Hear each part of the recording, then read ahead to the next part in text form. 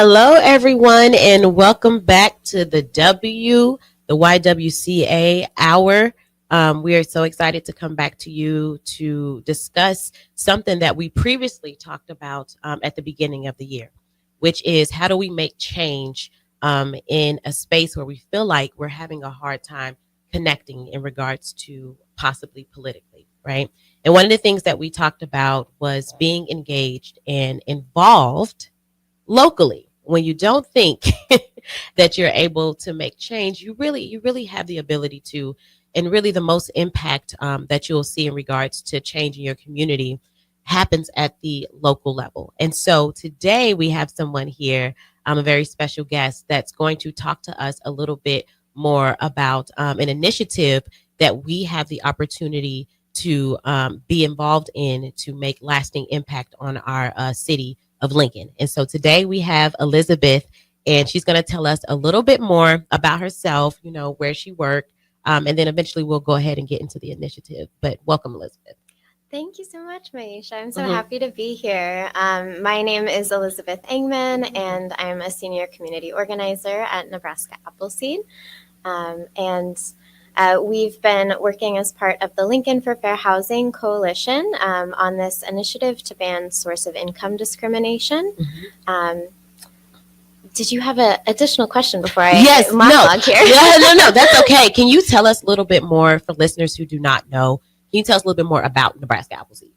Yes, absolutely. I will start there. So Nebraska Appleseed is a nonprofit that works statewide to ensure justice for all Nebraskans. So I work specifically in our economic justice program and through that housing justice. Nebraska Appleseed also works on food access, immigration and immigrant rights, healthcare access, as well as child welfare.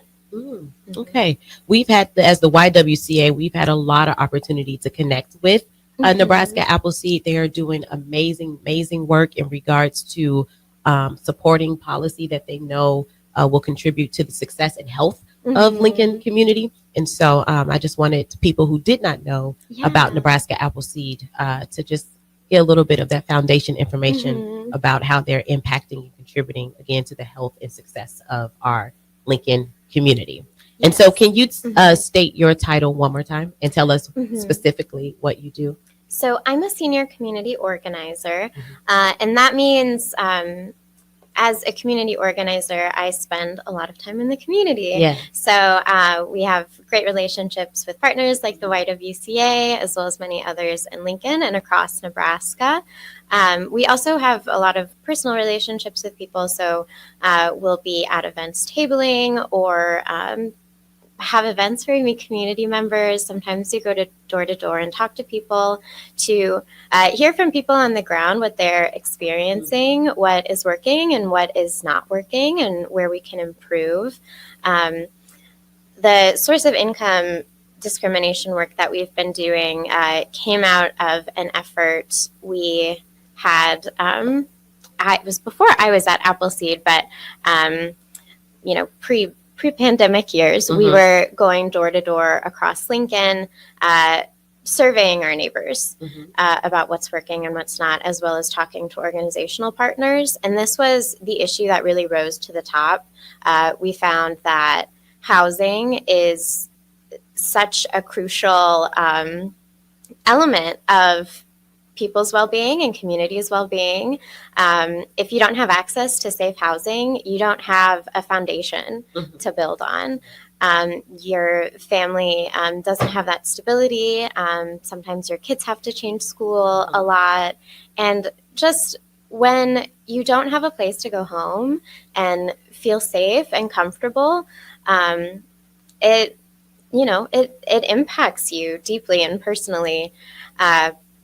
And specifically as it comes to source of income discrimination, we have housing vouchers, Social Security, veterans benefits that are supposed to help our neighbors that are in situations where they really need that additional assistance in order to have that safe housing. And we just heard over and over again that people that have these resources that are supposed to help can't help effectively because a third of people with housing vouchers are turned away. If you look at housing listings online, you see all of these that say no Section 8, no housing vouchers. Some don't say, and people feel hopeful and call those places. Yeah. And as soon as they tell them they have a housing voucher, they are turned away. I've also heard from some people that they've been stereotyped as someone who is dirty and a bad tenant just because they have a housing voucher. You know, it's just really interesting because we hear a lot about, you know, the different reasons why people are discriminated against in regards to, you know, fair housing. And just to listen to you talk about just the source of income has become now such a barrier. And, you know, I've heard about people who have been turned away because of an accident. Yeah. You know, and now we can't even get housing, even though we have the source of money for it. Yeah. And still having that issue of, you know, fair, equitable housing where you don't feel like you're discriminated against. Now, I would like to just paint the scene a little bit better in regards to, or more, in regards to why is this important to Lincoln? Because Nebraska has one of the lowest unemployment rates, right? And so a lot of times we think that somehow correlates to people having the ability to be housed, right? And we know that it doesn't. And what I really like on the Nebraska National Low Income and Housing Coalition, they kind of break down the state data in regards to housing here.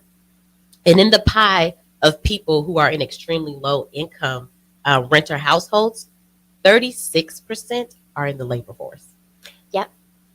And so that just means, just to dispel, you know, some of maybe the stereotypes that people have about those who are unable to get housing and affordable housing and why it's needed, 36% are already in the labor force. People are working, right? And still need additional support to obtain housing because we have our housing crisis is just ridiculous. We do have a housing crisis. We don't have, we have a shortage of housing, affordable housing, but we have a ton of people who are in need of it. Yeah. And so I just want us to really sit with that for a little bit, that people are working.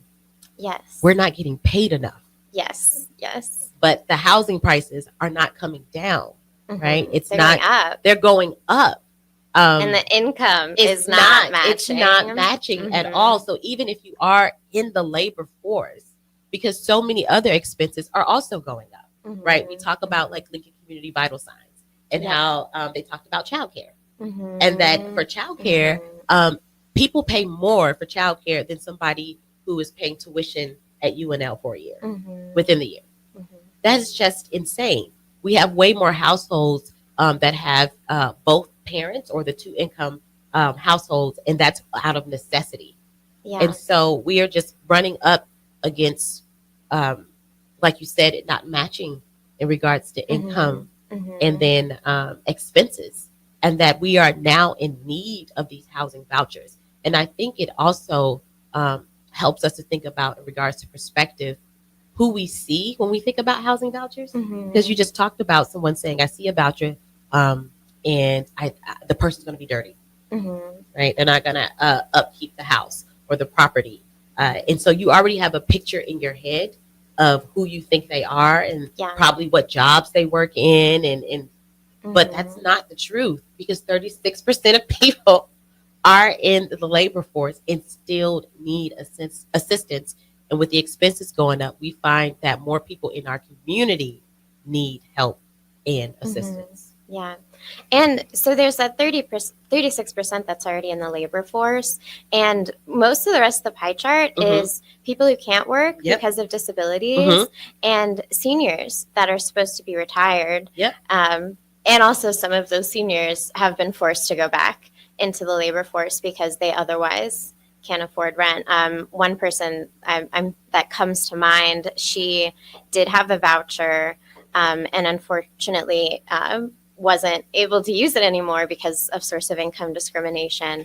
And, she's someone that's been retired for a little while, and she is having to figure out this whole new world of how the workforce is, and learning how to use computers, and she's taking classes to do that. And it's a lot to do when you thought you were done with that part of your life. You thought you could retire, and then suddenly you're blasted back into this because you don't have another choice. Yeah. As you talked about that pie, so we have 36% are in the labor force, 19% are disabled. You have 34% that are single caregivers. And childcare is expensive. Childcare is expensive. And just, again, all the other things that are coming back into play, childcare, housing, if you have student loans that have now come back into play. And let me tell you, they do not care about your expenses. They only care about your income. When you are trying to get assistance with that, that is only about your income. It's not groceries went up. Like, yeah, this is my income, but groceries went up. I also, they do ask about dependents, but, childcare has gone up. And so it's just really, really hard. And it actually is just disheartening to hear that in our community, we have people that have to come back out of retirement and back into the workforce because they cannot afford housing, right? And you can't afford it with the benefits that you have. Some people who have to make that really, really hard decision, right, about the jobs that I'm going to take, because if you are getting assistance, then you have to be careful on if they pay you $1 more. And like now you're pushed over, and now you can't get the assistance. And so now you have to accept a certain job. And if they're discriminating on, income, source of income and where it's coming from, but you have to, be in a certain occupation to get some kind of help, because me making $1 more does not equate to me being able to afford housing or all the other expenses. And so I think it's really great in regards to your position of going around and being able to meet and talk with community members, because a lot of times when we're hearing policy being passed or suggested or brought to the floor, you wonder who they talk to. Did you connect to the community? Are you listening to what our community members need? Is this bill or this policy in the best interest of how they say that they need to be supported? And a lot of times I have those questions in regards to some policies coming up. It's like, are you listening? And so for you all to go around and to have those conversations with community members, because a lot of times, they'll come with solutions and things that they believe will also help. And we need to listen to that because they're the expert in their own experience in their lives. And so this should be a very important part of, and I know Nebraska Appleseed does a great job with this, of going out and kind of canvassing communities to have those really, really important conversations about the issues we know are impacting our community in a negative way. But we just need those, details and those stories so that when we're trying to bring policy that's equitable for everybody, sometimes the stories make a bigger impact than even the numbers, of this is really what's happening. And speaking of the numbers, some more facts that we have here is that 22% of renter households are extremely low income. And there's a shortage, this is really, it gets me, of rental homes that are affordable and available by 37,000.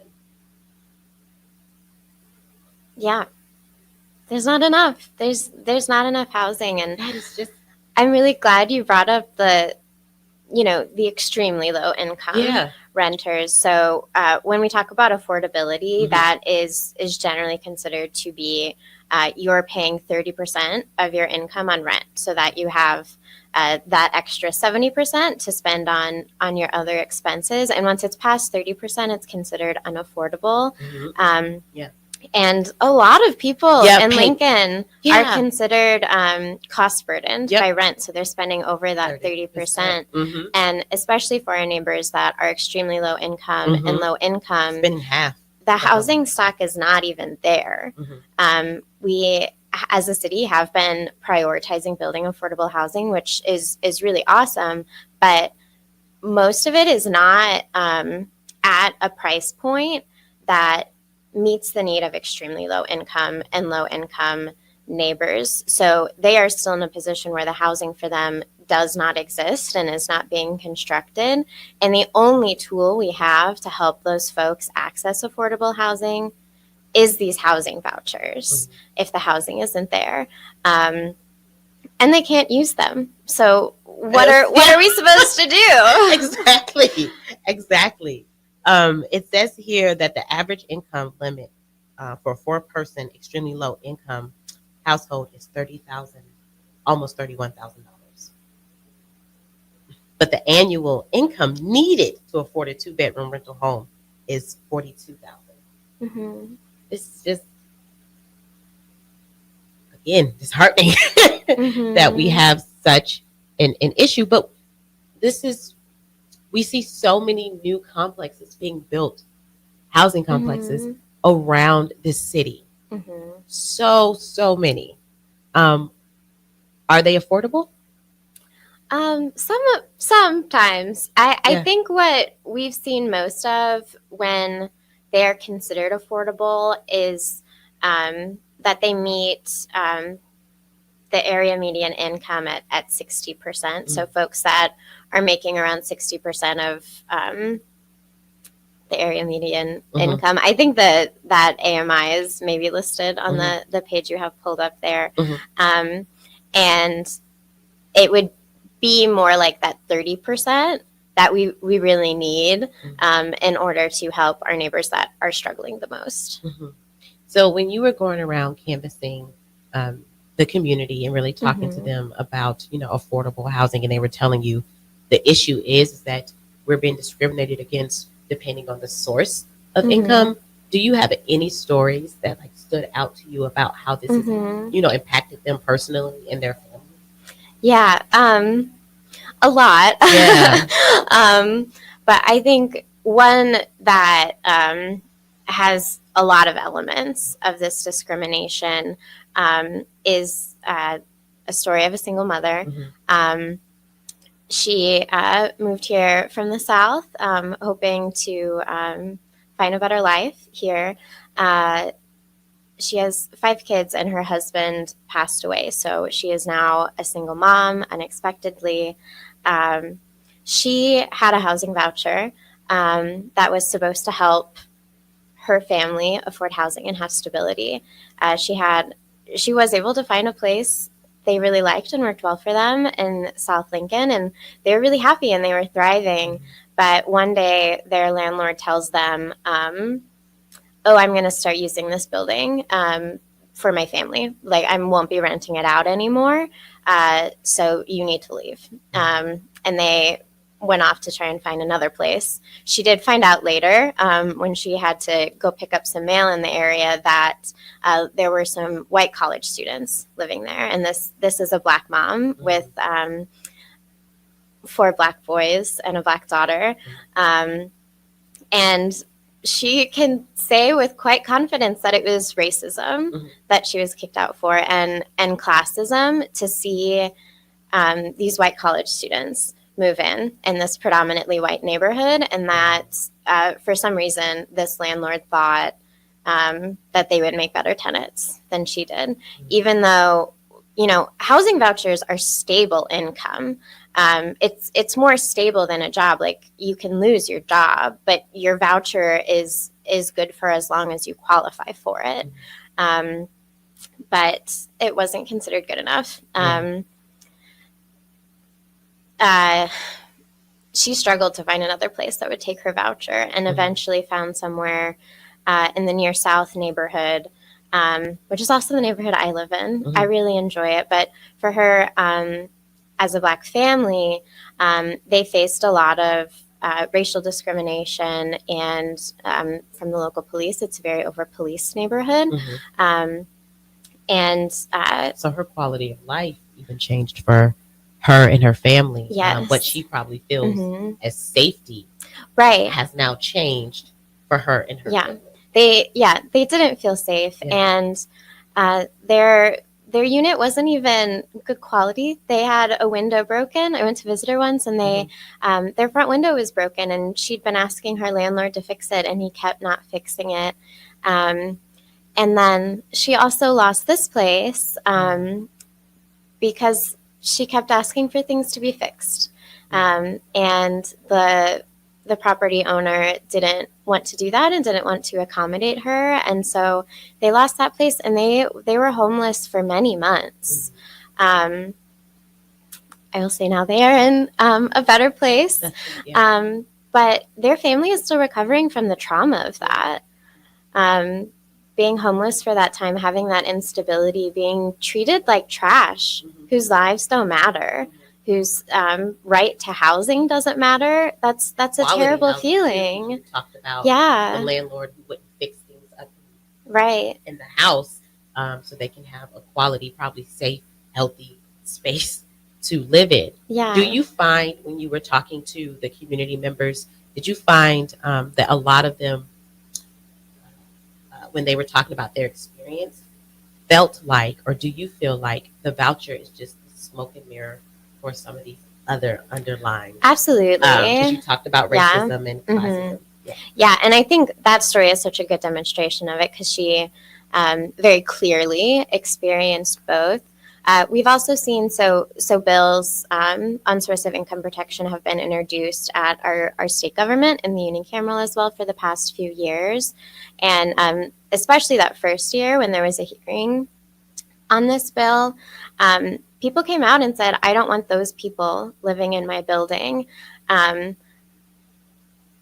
People are cooking meth. These people are trashing my property. And you see all that discrimination come out and those misconceptions about who people that use housing vouchers are. And, we can see the data that shows folks with housing vouchers are the same as anybody else, and sometimes even better because they want to keep their voucher. Like, this is really important stability they've found that they haven't found in a long time, so they want to keep it. They aren't trashing properties. There is one story, one landlord experiences and says they were a really bad tenant. I'm never accepting Section 8 again. But you see those stories across the housing atmosphere. One of the people who was canvassing when we were collecting signatures for the ballot of initiative told me a story how they rented out several acres of land to a millionaire. And he trashed the property so bad that they couldn't rent it out again for another year. Yeah. So it happens across the board. Like, that's a risk you take as a landlord, that not all tenants are going to be good tenants. Right. But that's not necessarily based on source of income. Yes. The millionaire also or trash the place. And I wonder if the landlord would now say, I don't rent out to millionaires anymore. Why? I don't think you probably discriminate now against, millionaires versus if someone had, considered what they consider trash the place, was on a voucher. Now all people who receive vouchers are now stereotyped and they're not able to, live in my property. It was very interesting that you said that when the data came out, it shows that actually those with vouchers are more likely, they're taking better care of the place because they don't want to lose their vouchers. Are you able to speak to some of the requirements that they have to meet in order to keep their voucher? So for the tenant? Yeah. Yes. Like, do they have to have, I believe I've like walkthroughs and inspections, depending on like where the voucher is coming from. And so, so there's vouchers that come from the Lincoln Housing Authority, and then there's also vouchers that come from local nonprofits. The Lincoln Housing Authority, I think, is generally considered to be the strictest, and what they look at to make sure the unit qualifies is our Building and Safety Code. Right. So this is the code that all Lincoln units are supposed to be up to, and just so many aren't. And a lot don't want to have to bring their units up to code and don't want to make those fixes. I will say, and does that lead then to some people losing their voucher because when we go in and do the inspection, so they can't live here. They can't live there. Okay. And I've never heard of a penalty being put on the landlord for them not qualifying. Right. So what that would look like, even with this law passing, if you don't qualify, you don't qualify, and the tenant just has to go look somewhere else. But you can't not consider a tenant just because they have a voucher. So you will still have to go through that inspection, but that won't get them in trouble. Right. Right. So we'll pick it back up and talk a little bit more about it from the landlord side. Okay. All right. Thanks. All right. Welcome back. We were just speaking with Elizabeth in regards to really dispelling some myths around people who use vouchers as a source of income for housing. And one of the things we were talking about was probably the myth that people have that those with vouchers do not take care of homes. And you just told us, actually, when the data shakes out, they're taking care of the property a little bit better because they do not want to lose the voucher. And so we were just talking a little bit more about, well, what are some of those requirements for them to have or to keep a voucher? And you were telling us about building codes. Yeah, so it's the Building and Safety Code of Lincoln, which if you just Google Lincoln Building and Safety Code, that'll come up.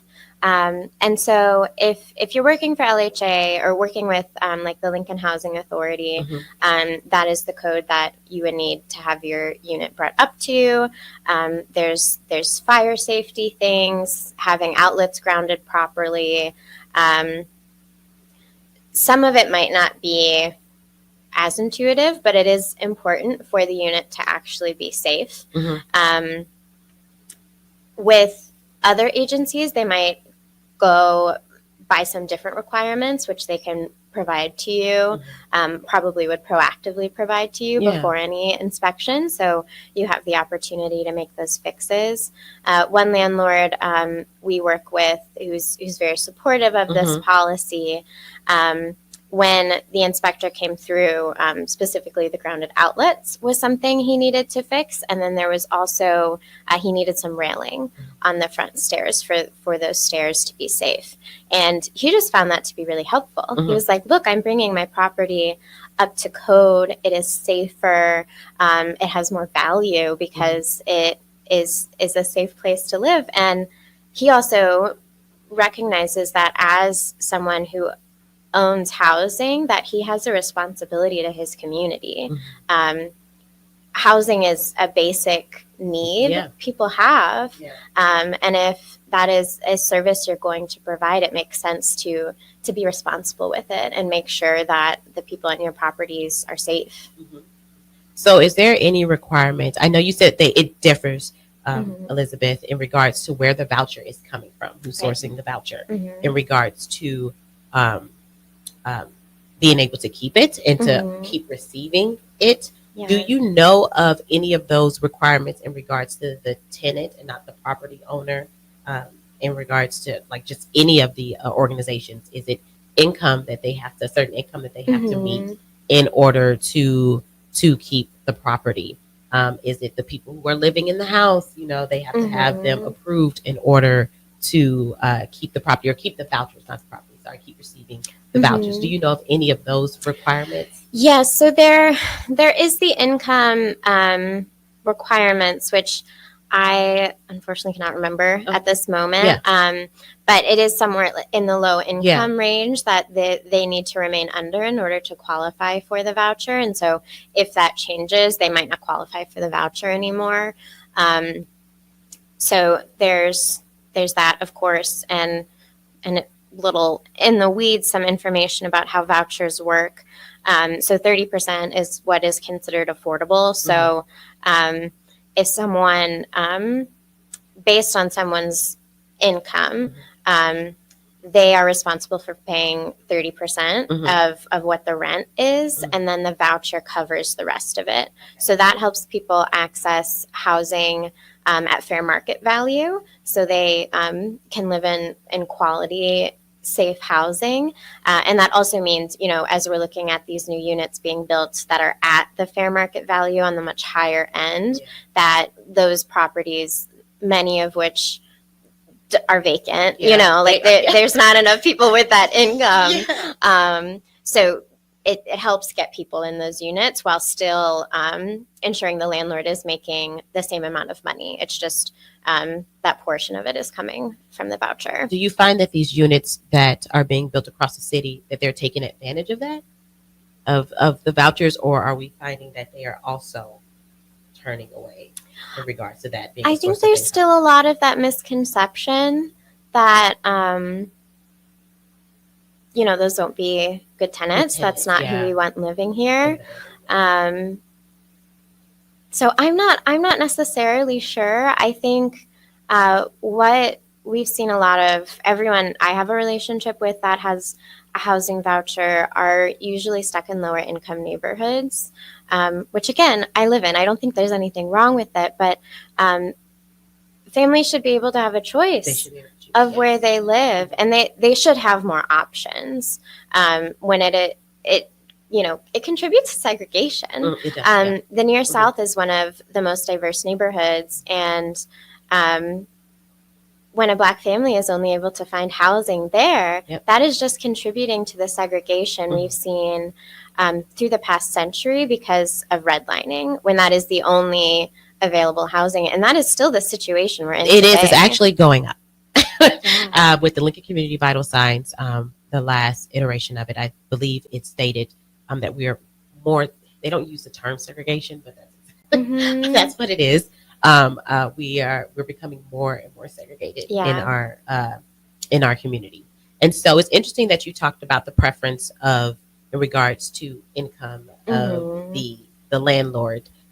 We were talking a little bit before we came back about where the voucher is coming from. So if it's coming from like a nonprofit versus like the state or the city, if landlords have a preference in regards to the promise of who's going to pay the rest of it. And when we were in COVID and we received some of that emergency funding to help pay for like housing and utilities, we found that as well when we were helping to pay, that there was a preference in who is helping. And we actually found that from our end, the clients that we worked with, that they actually preferred like the nonprofits help versus the city and the state. And part of it was because of the turnaround. As a nonprofit, in regards to writing and cutting a check, we can do it quicker, right? There's not as much hoops that you have to go through in order to get it out right away, right? Some nonprofits, like you said, you have to meet a certain income, you check off, and then we can get it out to you. We were hearing that when it comes from like the city or the state, that it just took too long. And when you're trying to support and help someone who's already on the edge of being evicted, and a landlord that's also on their edge of I don't want to continue this, landlord tenant relationship, that played a really, really, really big impact. And I also believe it goes into the same like kind of area and field of community organizations doing community work, because sometimes I feel that we know how to get it to the community just a little bit better. Because we're like boots on the ground. You're going around, you're canvassing, you know what they need, you know how to turn it around a little bit quicker than someone who may not be as integrated into the community. And I do believe if we were able to have a better relationship in regards to using some of these community organizations to kind of funnel some of those vouchers and help them, I think that might be a little bit better. And that's just my personal opinion, because we just heard a lot from them that it just took too long. It was too much to get assistance, especially when it was like emergency assistance from from the state and from the city. I want to give the landlords fair shake. Yeah. So yeah. I know you've talked to community members, and what I mean by a fair shake is to just hear what they're saying in regards to the vouchers, right? It's not to paint a whole community of landlords as like these terrible bad people, right? Right. So you were able to talk to the people who were needing vouchers, some of our community members who need vouchers, but I know you also were able to probably speak to landlords who were against vouchers. Yeah. What are they saying? Yeah, so throughout the years that we've been working on this, we've talked and heard from many landlords and their take on why they do or don't support this policy. As you said, there is sometimes that time gap of finding a place or going through the inspection, and there is some difference between the Lincoln Housing Authority and some nonprofits. I have heard a variety of experiences where some landlords prefer the Housing Authority and some prefer working with different agencies. I don't know specifically why, but that is some of the experiences. At the code thing is one we hear a lot, being up to code and not wanting their units to be inspected. There are requirements already for inspections that I can't speak to specifically at the moment, but it is just part of owning property that you're renting, is that sometimes inspections happen to ensure our housing stock in Lincoln is safe and quality. I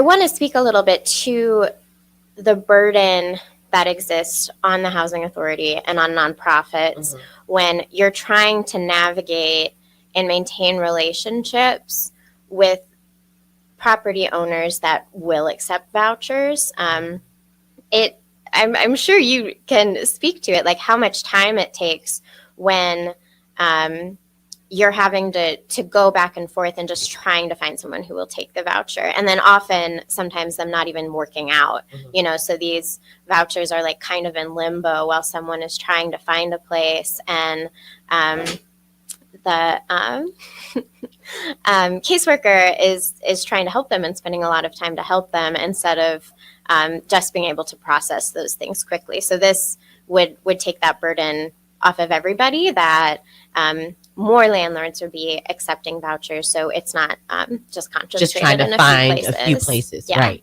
Okay. All right. So we're going to go ahead and take a break, and we'll be back to discuss why this initiative is really important. Okay, so we were talking about just trying to get into the heads of the property owners and the landlords who may be for or against receiving vouchers as a source of income.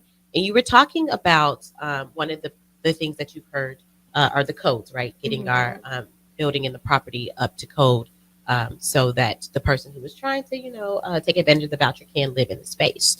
I wanted to know, outside of the codes, did you find that there were other reasons why they did not want to accept vouchers?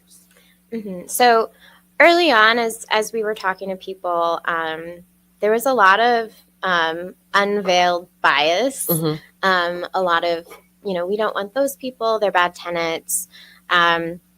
Just these misconceptions that have gone around. People share one bad story and it gets around, and that becomes the narrative when we know the data shows that's not true.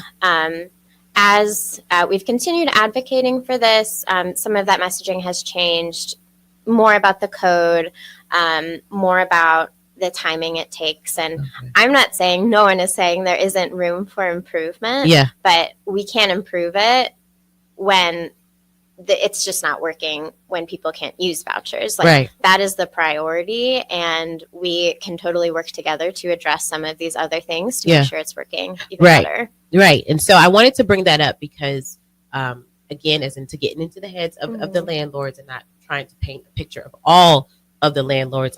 I know that there is bias out there, right? And bias that is that were really formed off of probably other people's experiences and not their own. If the data shows that they take better care of property because they want to keep their voucher, that's just not true, that all people with vouchers are just destroying property, that there is some bias in there, some confirmation bias in there. But if we're saying that part of it is because of the codes, right? And that some landlords are not bringing their property up to code because they don't want them there, but because maybe they feel like they don't have the resources to bring it up to code. Is there something that the city has in place or the state has in place to help those landlords who say, hey, I do want to, but I know I would need additional resources to be able to pass the inspection?